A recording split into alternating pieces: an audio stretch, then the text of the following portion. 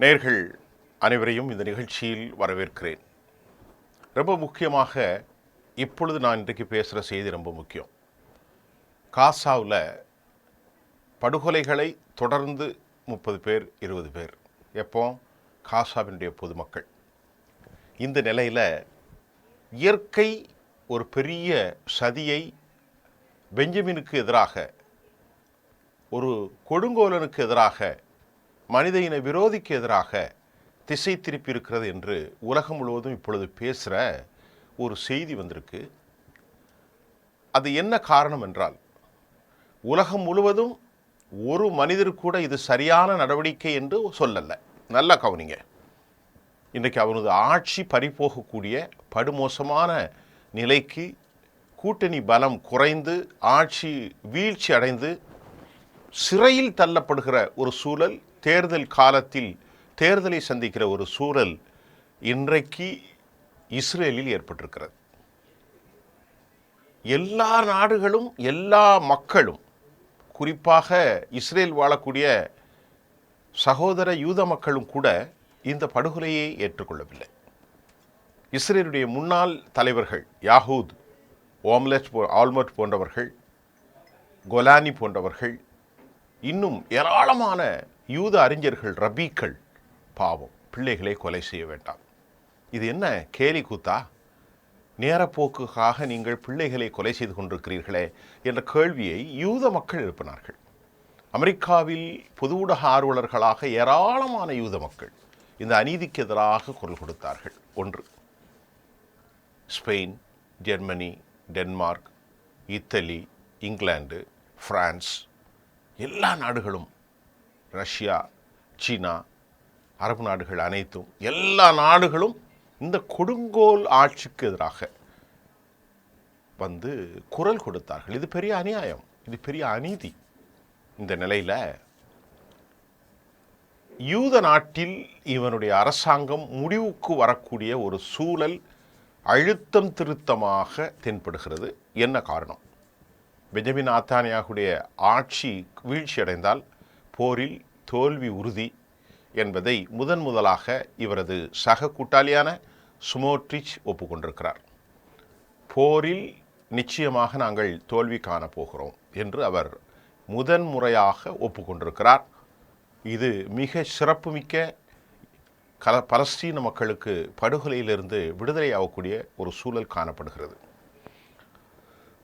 நிச்சயமாக ultra orthodox alliance 68 உறுப்பினர்கள் கொண்ட இந்த கூட்டணியில் மிக முக்கிய பங்கு வகிக்கக்கூடிய 7 உறுப்பினர்களை கொண்ட ultra orthodox the religious revolt brews, அவங்க over the military draft law be forced out அப்படிங்கிறது தான் தலைப்பு. இந்த மிலிட்ரி டிராப்ட், இந்த மிலிட்ரி டிராப்ட் லா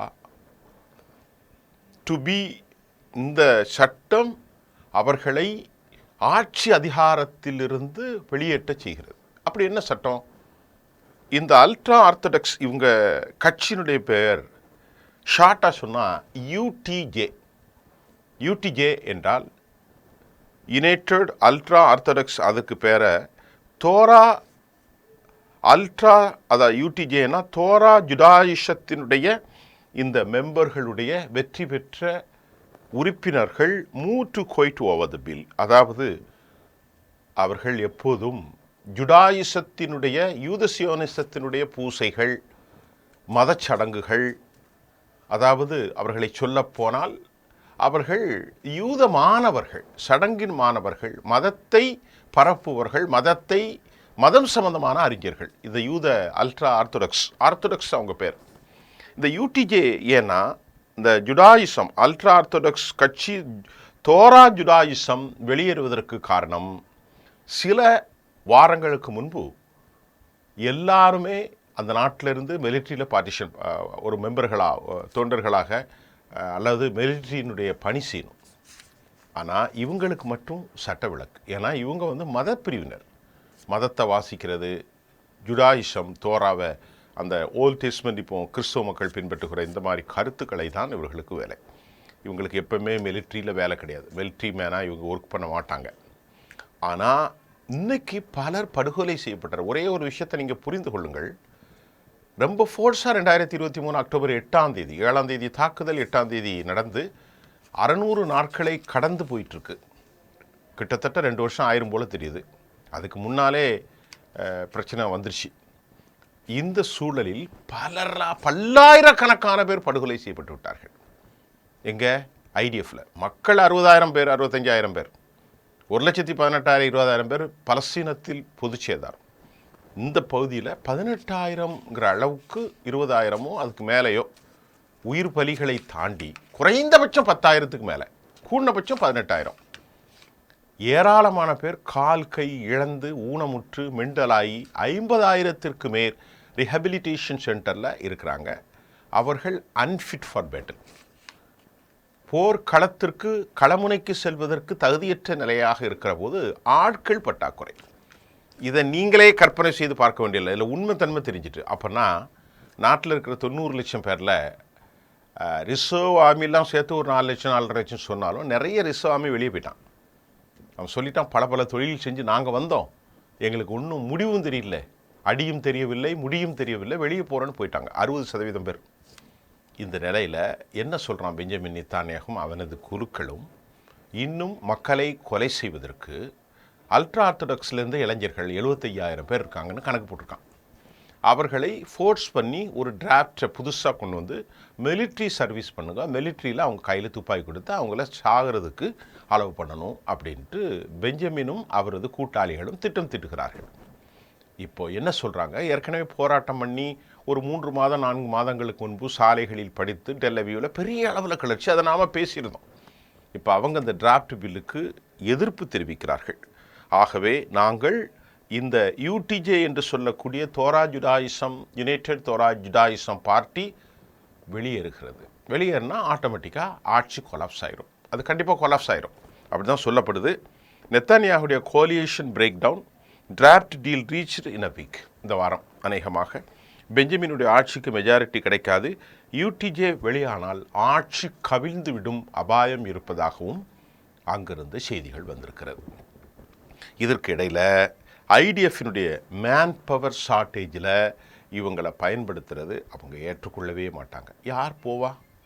இன்றைக்கு உண்மையான நிலவரத்தை பாருங்கள்.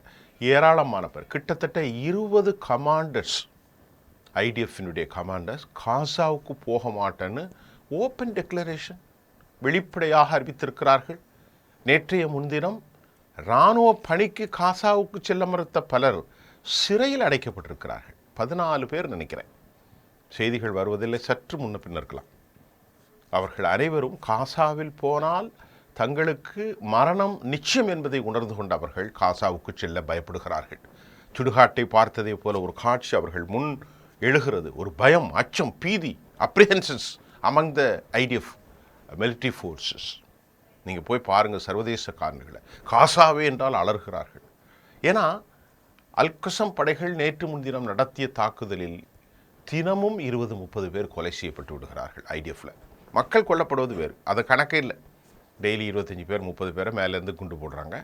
ஆனால் ஐடிஎஃபினுடைய வீரர்கள் ஆயுதங்கள் இல்லாமல் உயிர் பயந்து அச்சத்தால் வாழ்வதற்கு விருப்பப்பட்ட இளைஞர்கள், 25 வயது இளைஞர்கள் நிறைய பேர் கொத்து கொத்தாக கொல்லப்பட்டு விடுகிறார்கள் களத்தில். எவ்வளோ பெரிய அநியாயம்! ஏன் அந்த சகோதரர்கள் உயிர் இழக்கணும்? யூதர்கள் ஏன் உயிர் இழக்கணும்? தேவையில்லையே.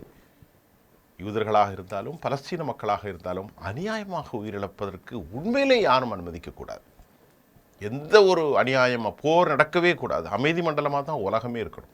அப்போ இவனுடைய ஆசைக்கு தூண்டிவிட்டு பல யூத உயிர்கள், ஏற்கனவே அந்த நாட்டில் உள்ள செய்தியைத்தான் நான் இப்போ சொல்கிறேன். என்னுடைய செய்தி இதில் கொஞ்சம் கூட ஒரு புள்ளி கூட கிடையாது. அந்த நாட்டினுடைய அறிஞர்கள், ஐடிஎஃப் வீரர்கள், ஏர்ஃபோர்ஸினுடைய தலைவர்கள், கமாண்டோகள், சீஃப்கள், மிக முக்கியமான டெலிகேஷன், அதாவது நடந்து அவர்கள் பேச்சுவார்த்தை நடத்தி மிக முக்கியமான distinct eminent scholar have been met. அவர்கள் அனைவரும் சொல்கிறார்கள் இந்த ஸ்டேட்மெண்ட்டு தனிப்பட்ட பொலிட்டிக்கல் காரணத்திற்காக எங்களுடைய மக்களை நாங்கள் ஒருபோதும் பழி கொடுக்க மாட்டோம் என்று சொல்லிவிட்டார்கள். அதுதான் இன்னைக்கு சிக்கலாயிருக்கிறது.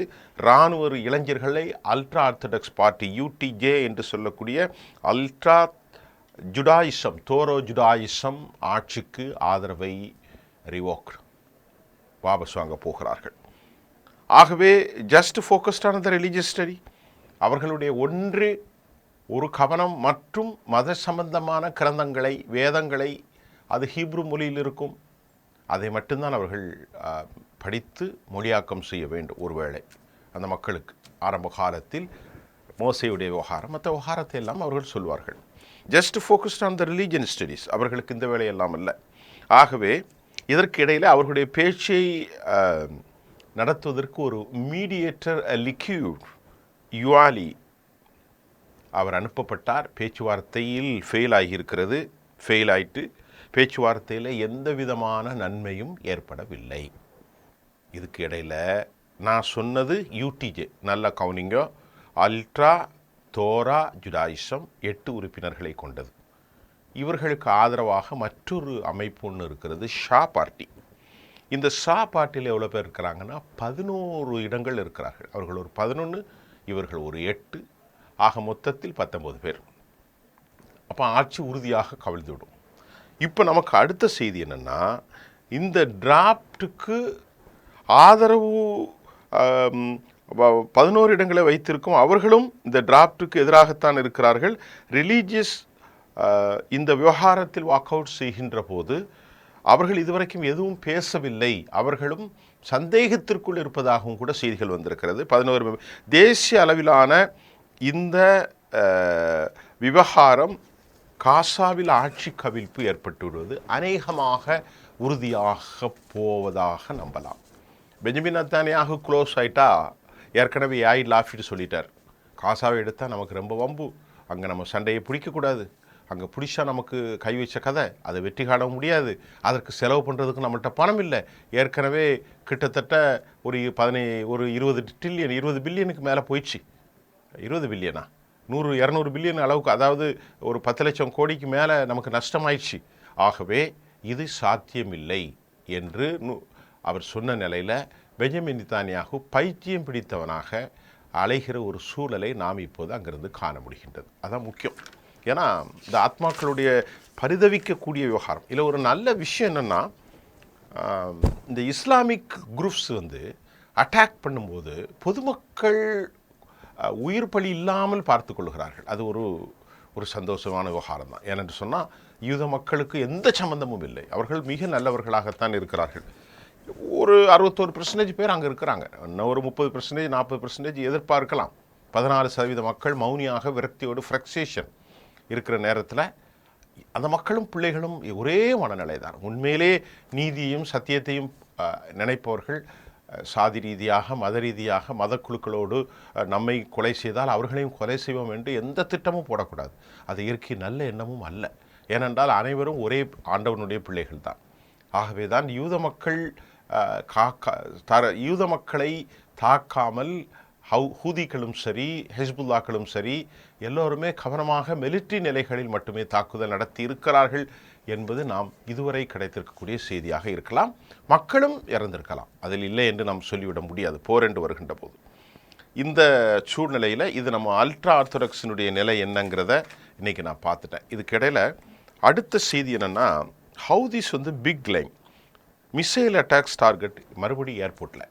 எங்கே ஒரே டார்கெட்டை தான் நான் ஒன்றும் காலி செஞ்சிடுவேன். ஏர்போர்ட்டிலுடைய இன்றைக்கி அமெரிக்காவினுடைய இருந்தும் நேற்று கிடச்சிருக்கிற செய்தி என்ன அடிச்சிருக்கிறாங்கன்னா, 2 பலஸ்டீன் ஸ்டூன்னு ஒன்று வச்சுருக்கிறாங்க, யஃபான்னு ஒன்று, எல்லாமே பாலிஸ்டிக் தான், ஹைப்பர்சோனிக். இதை வச்சு அடித்து ஒட்டுமொத்தமாக ஏர் ரூட் பிளாக் ஆகிட்டு, உள்ளேருந்து டேக் ஆஃபும் கிடையாது, லேண்டாக எதுவுமே கிடையாது. ஆக எஹியால் சாரி என்ன சொல்கிறாருன்னா, அமெரிக்காவுடைய விமானம் தரையிறங்குவதற்கு முடியாமல் தவிக்கின்றது. ஹவுதிகளுடைய பயங்கர தாக்குதலை எதிர்கொள்ள முடியாமல் அமெரிக்கா இஸ்ரேல் எவ்வளோ நாள் தான் இஸ்ரேல் பண்ண முடியும்? அமெரிக்காவினுடைய நீங்கள் ஒரே ஒரு செய்தி, நான் சொல்கிற செய்திகளுடைய அத்தன்டிசிட்டியை மட்டும் நீங்கள் கவனிங்க. இன்றைக்கு ஏன் இந்த டிராப்டை போட்டு ஆட்சி அமைக்கிறாங்கன்னா, ஐடிஎஃப்பில் போர் வீரர்கள் இல்லை. இதை நான் சொன்னாலும் இந்த செய்தி சொல்லுது, நீங்கள் போய் பாருங்கள், இன்டர்நேஷ்னல் லெவலில் போய் பாருங்கள். அப்போ இந்த சூழலில் இஸ்ரேல் டைம்ஸை போய் படிங்க, பலஸ்டீன் குரோனிக்கல் பாருங்க. எஹியாச்சாரி என்ன சொல்கிறாருன்னா, ஹூதிகளுடைய பயங்கர தாக்குதலின் காரணமாக எதிர்கொள்ள முடியாமல் ஸ்பெயின் இஸ்ரேல் தவிக்கின்ற சூரத்தில் இது எங்கெல்லாம் சொல்கிறதுனா, நேற்று ஜெருசலம், டெல்லவியூ, தெற்கு இஸ்ரேல் எல்லா இடத்திலும் சைரன் ஒளி, முன்னாள் பிரதமர்கள் நிம்மதி இழந்து போனோம். எப்போ பார்த்தாலும் நைட்டு 1 மணிக்கு சத்தம் கேட்குது, தூக்க முடியல. எல்லா மக்களும் 1 மணிக்கு எழும்பி செல்ற நோக்கி, பதுங்கு குழிகளை நோக்கி ஓடுகிற காட்சியும் காண முடிகிறது. ஆனால் வழக்கம்போல் அவர்களுடைய வீச்சில் நோ இன்ஜுரிஸ் டேமேஜ் என்பதை அவர்கள் சொல்லியிருக்கிறார்கள். ஐடிஎஃப் ரிப்போர்ட் இந்த மாதம் மட்டும் ஜூன் மாதம் 1ஆம் தேதி 4ஆம் தேதி 2 பலிஸ்டிக்ஸ் விமானங்கள் அமெரிக்காவிலிருந்து வந்து பாஸ்டன், லண்டன் இந்த 2 நகருடைய விமானங்கள் யாரும் இங்கிலாந்துக்கு வருவதற்கு முடியாத நிலை. பாஸ்டனிலிருந்தும் புறப்படவில்லை, லண்டனிலிருந்தும் வரவில்லை. உலக நாடுகளிலிருந்து யாரும் டெல்லவிக்கு வராத நேரத்தில் பெரும் சிக்கலை, இழப்பை, சுற்றுலா பயணிகள் யாரும் வராத ஒரு சூழல், மிக மோசமான சூழல், மிகப்பெரிய நஷ்டத்தை அவர்கள் சந்தித்துக் கொண்டிருக்கிறார்கள். அதை போன்று செங்கடலில் தாக்குதல் ஏற்கனவே நான் சொல்லியிருந்தேன். இந்த நிலையில் வணிகம், விமானம் ரெண்டும் தடைபெறுவது இது ரொம்ப மோசமான ஒரு சூழ்நிலையை இன்றைக்கு ஏற்படுத்தியிருக்கிறதாக யார் சொல்கிறா? அவருடைய முன்னாள் யூத தலைவர் லிபர்மேன் கடும் குற்றச்சாட்டை வைத்திருக்கிறார். மனிதருக்கு நிம்மதியாக வாழ முடியல ஜெருசலத்தில் என்று. இது நேரத்தில் நாங்கள் இஸ்ரவேலை யூதர்கள், ஹவுதிகள் என்ன சொல்லியிருக்கிறார்கள் என்று சொன்னால், நாங்கள் வந்து அமெரிக்காவை வந்து அக்ரிமெண்ட் போட்டோம். ஏன் அமெரிக்காவோட அக்ரிமெண்ட் போட்டோன்னா, அமெரிக்காவுடைய விமான ட்ரூமன்ஸ் தாக்க மாட்டோம் தான் சொன்னமே தவிர யூதர இராணுவத்தை எல்லாம் தாக்க மாட்டோம் என்று ஒருபோதும் செல்லவில்லை என அப்துல் ஹவுதி அல் மலிக் தெளிவுபடுத்தியிருப்பதாகவும் கூட தகவல் வந்திருக்கிறது. தாக்க மாட்டோம் என்பது கிடையாது. புதிய எங்களுடைய வார்ஹப் யாஃபா பெரும் தாக்கத்தை ஏற்படுத்தியிருக்கிறது. வார்ஹட்ஸ் யாஃபாவில் ஒரு பெரிய சிக்கல், அது வேறு எதுவும் வைத்தார்களா என்ன என்று தெரியவில்லை. பலஸ்டீன் 2 வந்து அழித்து விட்டேன் என்று இவர்கள் சொன்னாலும் இன்றைக்கு ஒரு அன்ரெஸ்ட் சிச்சுவேஷன், ஒரு அன்சர்டினிட்டி, அதாவது பதபதைப்பு, நிலையற்ற தன்மை, உறுதியாக ஸ்டெட்ஃபாஸ்ட், அவர்கள் தனது முடிவில் உறுதியான தாக்குதலை நடத்துவதாகவும் கூட எஹியாச்சாரி சொல்லியிருப்ப கருத்தையும் நாம் பார்க்கின்றோம். இப்பொழுது மிக பதபதைப்பான ஒரு சூழ்நிலையில் தான் இருக்கிறது. இந்த எக்ஸ்பேண்டிங் வாரெல்லாம் அவர்கள் கைவிட்டு விட்டார்கள், அதெல்லாம் தேவையில்லை. இதற்கிடையில் சிரியாவிலிருந்து முதலாக தாக்குதல், பயங்கர தாக்குதல். சிரிய வரலாற்றில் தற்போது 2023 அக்டோபர் 8ஆம் தேதி நடந்த போரில் ஹிஸ்புல்லாவுடைய தாக்குதல், ஹமாஸுடைய தாக்குதல், ஹூதிகளுடைய தாக்குதல், இஸ்லாமிக் ரெசிஸ்டன்ஸுடைய தாக்குதல், எல்லா தாக்குதலும் நடந்துச்சு. ஆனால் சிரியாவிலிருந்து ஒரு குண்டூசி கூட இஸ்ரேலை நோக்கி வீசப்படவில்லை. ஆனால் நேற்றைக்கு முன்தினம் 2 தினங்களுக்கு முன்பு சிரியாவினுடைய ஹமாஸ் ப்ரோ ஆக்டிவிஸ்டின் நான் உங்களுக்கு சொன்னல, நேற்று செய்தி நீங்கள் பார்த்துருப்பீங்க. அந்த செய்தியில் அந்த படைகளுக்கு பெயர் முஹம்மது தைஃப் தியாகப்படை என்று ஒரு தேய்ப்பு வச்சுக்கிறாங்க. ஐடிஎஃப்க்கு எதிராக போராடிய மிகப்பெரிய விருந்தாளி, பலஸ்தீனத்தின் விருந்தாளி என்று பெயர் அழைக்கப்பட்ட பெரிய ஒரு பிரிகேடியர்ங்கிற அளவிற்கு இராணுவ தலைவராக இருந்தார் ஹமாஸினுடைய உருவாக்கத்தில். அவருக்கு பெயர்தான் பலஸ்தீனத்தினுடைய விருந்தாளி என்று பெயர். ஏனென்றால் அவர் ஒரு நாளைக்கு ஒரு வீட்டில் தங்குவார், எங்கே சாப்பிடுவார், எங்கே இருப்பார்னு தெரியாது. அப்படிப்பட்ட சூழ்நிலையில் அவரை மொசாத் கண்டுபிடித்து கொலை செய்தார்கள். எஹியாச்சாரியை கொலை செய்தார்கள், இஸ்மாயில் ஹனியை கொலை செய்தார்கள். மிக முக்கியமானவர்கள் முகமது சாரியை, எஹியாசாரியினுடைய எஹியாசாரி அல்ல, எஹியா சின்வர், முகமது சின்வரையும் கொலை செய்து விட்டார்கள். இப்போ அவருடைய பேரில் அங்கே உருவாக்க இருக்கக்கூடிய அந்த பலஸ்தீன ப்ரோ ஆக்டிவிட்டீஸ் வந்து இஸ்ரேலை நோக்கி வடக்கு பகுதியில் தாக்குதல் நடத்துகிறத இஸ்ரேல் வந்து திருப்பி தாக்குதல் நடத்துகிறாங்க. இதுக்கு அல் சாரா, அகமது அல் சார், புதிய ஹெச்டிஎஸ்னுடைய தலைவர் சொல்கிறார், ஏன் நட்டு அடிக்கிற, நான் உன்னோட தானே நெருக்கமாக இருக்கேன் அப்படிங்கிறான். இப்போ இதுதான் பெரிய கேவலம், இழிவு. ஏனண்டா சிரியாவிலிருந்து வருகிறது, நாங்கள் இது போன்ற பயங்கரவாத தாக்குதலை ஒருபோதும் எங்கள் மண்ணிலிருந்து இஸ்ரேலுக்கு எதிராக அனுமதிக்க மாட்டோம். யார் சொல்கிறா? அல் சார். அமெரிக்காவால் பயங்கரவாத தலைவராகவும், ஒசாமா பில்லேனுடைய கையாளாகவும், ஐஎஸ்னுடைய நிர்வாகி தலைவர்களில் அபூபக்கர் அல் பாக்தாதியினுடைய கையாளாக இருந்து பல மில்லியன் டாலர்களை பரிசாக அளிக்கப்பட்டு தேடப்பட்ட குற்றவாளியான இன்று சிரியாவினுடைய அதிபர், ஹெச்டிஎஸின் அதிபர் டொனால்ட் ட்ரம்பையும் முகமது பின் சல்மானை சந்தித்து வைத்த பிறகு சொல்கிறார், இந்த ரீஜனில் அமைதி ஒன்றுமே எங்கள் நோக்கம், இஸ்ரேலோடு நட்போடு எங்களுக்கு நோக்கம், ஆபிரகாம் அக்காலில் கையெழுத்து போட போகிறோம். அந்த நிலையில் நாட்டை நோக்கி I am not take response, எனக்கு இது நான் எடுக்க முடியாது என்று சொல்லும்போது இஸ்ரேல் சொல்கிறான், இல்லை நாட்டில் இருந்து தான் என் நாட்டுக்கு அடித்தான், அப்போ நாங்கள் திருப்பி அடிப்போம் அப்படின்னு சொல்லும்போது அல்சாராவுடைய அரசு என்ன சொல்லுதுன்னா ஏராளமான உயிர் பலியாக இருக்கிறது, திருப்பி தாக்கியிருக்கான். பலஸ்தீனத்தில் இருக்கக்கூடிய ஒரு HTS ஆட்சியை பிடித்த பிறகு SDF துருக்கியினுடைய ஆதரவு படைகள் பலஸ்தீனத்தின் ஆதரவாளர்களை சிரியாவிலிருந்து வெளியேற்றினார்கள். சிரியாவிலிருந்து இப்பொழுது சிரியாவிலிருந்து பலஸ்தீனியன் தியாகி படைகளான முகமது தைஃப் பேரிலே உருவாக்கப்பட்டிருக்கிற ப்ரோ பலஸ்டீன்ஸ் 2 ராக்கெட்டுகளை வீசி பெரும் சேதாரத்தை கிராமப்புறங்களை ஏற்படுத்தியிருப்பதாகவும் கூட, இஸ்ரேல் பெரும் அழிவை சந்தித்திருப்பதாக, இஸ்ரேலுடைய வடக்கு பகுதிகள் முழுமையான தாக்குதலுக்கு உள்ளாகி இருக்கிறதாக இஸ்ரேல் திணறி வருவதாகவும் கூட பெரும் சிக்கல் ஏற்பட்டிருக்கிறது. ஏனென்று கேட்டால் சிரியாவிலிருந்து தாக்குதல் பெரும் சிக்கல் தான் அவர்களுக்கு. ஏனென்று சொன்னால் ஏற்கனவே சிரியாவினுடைய பஷர் அல் ஆசாத்துடைய ஆட்சிக்கு பிறகு முதல் தாக்குதலை சந்தித்திருக்கிறார்கள். ஹமாஸுடைய தாக்குதல்கள், ஹூதிகளுடைய தாக்குதல்கள், ஹிஸ்புல்லா இனி எப்பொழுது ஆரம்பிப்பார்கள் என்று தெரியாது. ஏனென்றால் விவகாரத்துறை அமைச்சர் அப்பாஸ் அராக்சி லெபனானுக்கு விசிட் செய்து ஓப்பனாக சொல்லிட்டார். லெபனானில் நவாப் சலாமும் சரி, டேவிட் ஓன் 2 பேரும் அமெரிக்காவினுடைய கைப்பாவையாக மாறியிருக்கிற சூழ்நிலையில் அவர் வெளியிட அமெரிக்கா லெபனானுக்கு இறங்கி லெபனானுடைய இறையாண்மையை நாங்கள் பாதுகாப்போம், அதே சமயத்தில் ஹிஸ்புல்லாவுகளுக்கு முழுமை ஆதரவு தரும் என்று ஈரான் சொல்லியிருக்கிற நிலையில் மறுபடி அவர்களுக்கு வாய்ப்புகள் வந்து லிபியாவிலிருந்து கடல் மார்க்கமாக ஆயுதங்கள் குவிப்பு நடந்து மற்றொரு தாக்குதலை எதிர்கொண்டு ஈரான் தாக்கினால் ஒட்டுமொத்தமாக காலி. அதற்கு முன்பே பெஞ்சமின் நித்தானியாக போய்விடுவதற்கு அதிக வாய்ப்பு இருக்கிறது.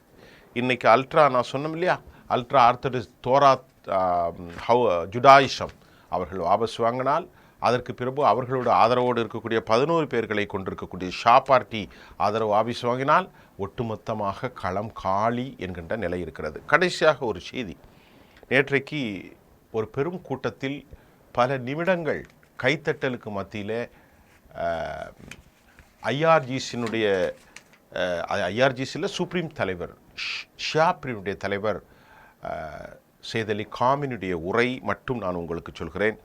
அவர் என்ன சொல்லியிருக்கிறார்கள், தங்களுக்கு பணி கொடுத்து நிச்சயமாக சையத் அலி காமினியுடைய பேச்சை அதனுடைய தமிழாக்கத்தை உங்களுக்கு தந்துதான் ஆக வேண்டும். அவர் ஆங்கிலத்தில் பேசினார், மிகச் சிறப்பான ஆங்கிலத்தில், எல்லோரும் புரியக்கூடிய அளவிற்கு மிக வேகமாகவும் அழகான மொழியிலும் சையத் அலி காமினுடைய பேச்சு இருந்தது. எப்போதும் அவர் ஈரானிய மொழியில் தான் பேசுவார். அவர் என்ன சொல்கிறார்னா, அவருடைய பேச்சை நான் அப்படியே வாசிக்கிறேன். இஸ்ரேலுடைய புரட்சி, அதாவது எமது எதிரிகளை, எங்களுடைய ஈரானுடைய புரட்சி எங்களது எதிரிகளை வீழ்த்தும். தடைகளுக்கு எதிராக நாங்கள் எவ்வளவோ சாதித்திருக்கிறோம். எங்கள் நாட்டினுடைய தியாக உணர்வுகள், நாங்கள் பட்ட கஷ்டம், 48 ஆண்டுகளுக்கு முன்பு எமது நாட்டை ஒரு இஸ்லாமிய தலைமை நாடாக மாற்றினோம். அதன் மூலமாக எங்களுடைய புரட்சி ஏற்பட்டது. ஐஆர்ஜிசியை உருவாக்கினோம். அதற்கு இடையில் 48 ஆண்டுகளில் நாங்கள் அடைந்த வளர்ச்சியை உலகம் இன்றைக்கு பார்த்து வியந்து நிற்கிறது என்கிறார் கொமெனி அவர்கள். அதே நேரத்தில் அவர் எங்களுடைய இந்த 48 ஆண்டுகளில் நாங்கள் விண்வெளிக்கு சேட்டிலைட் அனுப்பியிருக்கிறோம். ஏராளமான ஆயுதங்களை நாங்கள் புதிய யுக்தியோடு கண்டுபிடித்திருக்கிறோம். உலகத்தில் பெரிய ட்ரோன் கூடாரமாக ஹப்பாக மாறி இருக்கிறது. இன்னும் பாலிஸ்டிக்ஸ், ஹைப்பர்சோனிக் ட்ரோன்கள், மிசைல்ஸ் பல வடிவங்களில், அதைத்தான் திரு கொமெனி சுட்டி காட்டியிருக்கிறார். அடுத்து அணுசக்தியில் பல மாறுதல்களை நாங்கள் செய்திருக்கிறோம். என்ரிச்மெண்ட் செய்து அணு உருவாக்கத்தை எல்லாம் அதைத்தான் அவர் சொல்லியிருக்கிறார். அணுகுண்டுகளை நாங்கள் வைத்திருக்கிறோம் என்பதையும் அவர் சொல்லியிருக்கிறார். யுரேனியம் செறிவூட்டுவது எங்களுக்கு முக்கியம், அப்படித்தான் நாங்கள் எங்களது இலக்குகளை அடைய முடியும். அமெரிக்கா போட்ட பிச்சை அல்ல. அமெரிக்கா எங்களை கேட்பதற்கு யார்? நாங்கள் ஒரு சாவரின் நேஷன், இறையாண்மை கொண்ட தேசம். அமெரிக்காவின் சொல்படி கேட்பதற்கு நாங்கள் யார்? நீ எங்களை அழுத்தம் கொடுப்பதற்கு நீ யார் என்ற கேள்வியும் கொமெனி அவர்கள் வைத்திருக்கிறார். நாங்கள் செய்த தியாகங்கள், எங்கள் விஞ்ஞானிகள் பலர் படுகொலை செய்யப்பட்டார்கள். இப்படியெல்லாம் செய்துவிட்டு அமெரிக்காவுக்கு எங்களுடைய கண்டுபிடிப்புகளையும் தியாகத்தையும் வழங்கிவிட்டு நாங்கள் என்ன செல்வதற்கு நாங்கள் என்ன பைத்தியக்காரர்களா என்ற கேள்வியும் கூட சையத் அலி கொமெனி அமெரிக்காவுக்கு கடும் கண்டனத்தை கடுமையான ஃபோர்ஸாக வைத்திருக்கிறார். நாங்கள் என்ன பைத்தியக்காரர்களா? எங்களை நிர்பந்திக்க நீ யார் அப்படிங்கிற கேள்வியும் அவர் ஆங்கில பேச்சினுடைய வைத்திருக்கிறார். அணுசக்தி, அமெரிக்காவினுடைய உலகத்தை அழிக்கக்கூடிய அணுசக்தியை வைத்திருப்பது நீந்தான். பயங்கர குண்டுகளை வைத்து மனித இனத்திற்கு எதிராக இருக்கக்கூடிய நீ எங்களை எதுவும் செய்ய முடியாது.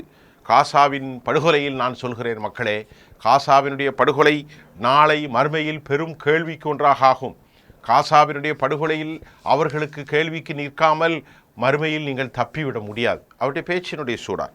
அதே சமயம் சியோனிசத்தோடு உறவுகளை ஏற்படுத்துவது வெட்கக்கேடானது. அரபுகளை பார்த்து சொல்கிறார், வெட்கக்கேடானது, கேவலமானது, இழிவானது. தங்களுக்கு கொடுத்த பணி கொடுத்து மறுமையில் இறைவன் கண்டிப்பாக கேள்வி கேட்பான். அப்பொழுது அதன் பனிஷ்மெண்ட் மிக மோசமாகவும் கொடூரமாகவும் இருக்கும் என நான் உறுதியாக சொல்கிறேன் என்று சொல்கின்ற போது ஒரு மௌன நிலை அங்கு ஏற்பட்டது. தியாகிகளை அவர் நினைவு கூர்ந்தார், கடவுளின் அருளை நினைவு கூர்ந்தார். ஈரானின் எதிரிகளை நாங்கள் துவம்சம் செய்ய காத்திருக்கிறோம். இந்த மண்டலத்திலிருந்து அமெரிக்காவை முழுமையாக வெளியேற்றியாக வேண்டும். இது காலத்தின் கட்டாயம். ஐஆர்ஜிசி வந்து மிகப்பெரிய அதிர்ச்சியை மேற்குலகத்திற்கு கொண்டு வந்திருக்கிறது. ஒருவேளை நாங்கள் 79களுக்கு பிறகு 48 ஆண்டுகளுக்கு முன்பு இப்படி ஒரு சாதனை செய்யவில்லை என்றால், வழக்கம்போல் எல்லா நாடுகளையும் அமெரிக்க மேற்குலகம் காவு கொண்டதைப் போல் ஈரானையும் காவு கொண்டிருக்கும். அதற்கு நாங்கள் விடவில்லை. ஆகவேதான் அவர்களுக்கு எங்கள் மீது கடுமையான கோபம் என்றும் கொமெனி அவர்கள் தனது பேச்சினுடைய சொல்லியிருக்கிறார். அமெரிக்கா இந்த மண்டலத்தில் இருக்கக்கூடாது, அவர்கள் விரட்டப்பட வேண்டிய சக்திகள் என்றும் அவர் தனது பேச்சை சொல்லியிருக்கிறார். இன்னும் நிறைய பேசியிருந்தாலும் கூட நான் மிக முக்கியமாக இந்த வரிகளை உங்களுக்கு சுட்டிக்காட்ட கடமைப்பட்டிருக்கிறேன். இன்றைக்குடைய செய்தி இவ்வளவுதான். இன்னும் நிறைய செய்திகளோடு நாம் சந்திப்போம். இப்பொழுது 2 செய்தி மிக முக்கியமாக ஆட்சி அளிப்பதற்கு அதிக வாய்ப்புகள் பெஞ்சமின் நேதன்யாஹுவுக்கு இருக்கிறது என்ற செய்தி வந்திருக்கிறது. இனி நாளை மறுநாள் வரக்கூடிய செய்தி இந்த அல்ட்ரா ஜுடாயிசத்தினுடைய ஆட்சி என்ன சொல்கிறது, அதே போன்று இந்த ஷா பார்ட்டி என்ன இருக்கிறது என்பதை உங்களுக்கு சொல்ல போகிறேன். தாக்குதல்கள் வலிமைப்படுத்தப்படுகிறது. ஹமாஸ் ரொம்ப வலிமையாக இருக்கிறாங்க. கையெறி குண்டுகளின் மூலமாகவே 20 பேரை கொலை செய்திருக்கிறார்கள். நேற்று முன்தினம் 6 மணியிலிருந்து நேற்று மாலை வரைக்குமே நீங்கள் பார்த்தீங்கன்னா ஒரு 30 பேர் 20 பேருக்கு மேல் கொண்டிருக்கிறார்கள். 2 ட்ரக் வாகனம், ஒரு மெகோவா வெர்ஷன், இதெல்லாம் அவர்கள் காலி செய்து கொண்டிருக்கிறார்கள்.